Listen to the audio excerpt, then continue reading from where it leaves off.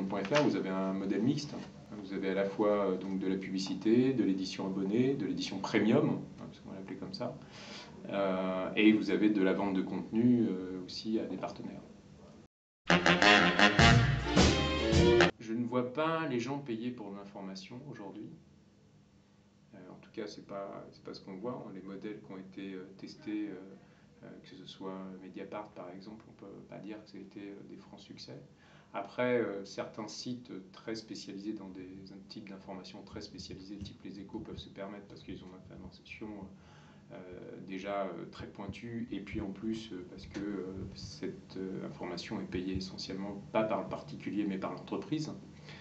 Après, pour l'information généraliste sur Internet, si le modèle de la publicité n'existe pas, c'est forcément celui du payant, et je pense que ça ne marchera pas. Donc la publicité, oui, restera très profondément dans les modèles économiques, mais ne sera peut-être pas à 100% comme ça peut l'être sur certains sites aujourd'hui.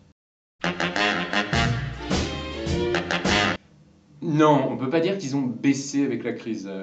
Ce qu'on peut dire, c'est qu'il y a eu un ralentissement dans la croissance. Pour être très simple, pour être plus clair plutôt, l'année dernière, sur le premier semestre, on était à plus 25 et on a fini l'année à plus 14.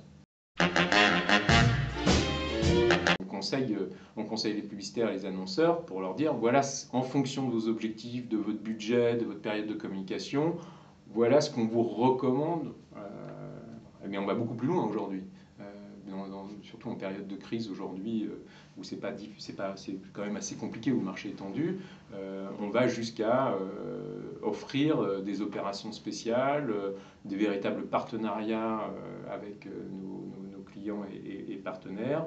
On crée des mini-sites pour eux, on crée des suppléments spéciaux pour eux, on crée des opérations dites spéciales. Donc là, ça passe par exemple, des habillages de jour un peu extraordinaires, le lancement d'un nouveau format, le lancement d'une nouvelle séquence en partenariat avec un partenaire. Donc voilà, après, on ne se bride absolument pas, au contraire, on reste le plus créatif possible. Le marché, ce qu'il attend des sites internet, c'est pas simplement de dire je suis le plus beau, je suis le meilleur et je suis premier dans les audiences, même en trichant ou en trichant pas, peu importe, mais c'est d'être efficace.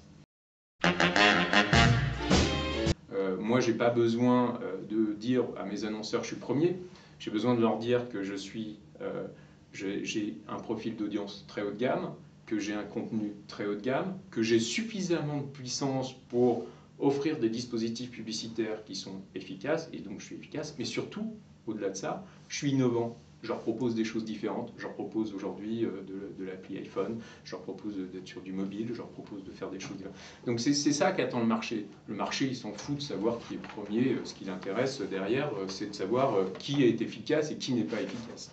Donc moi, cette polémique avec Le Figaro, honnêtement, elle ne m'intéresse pas, parce qu'aujourd'hui, je pense que c'est une polémique qui est passéiste, et que ce qui est important, c'est pas d'être premier, c'est d'être efficace.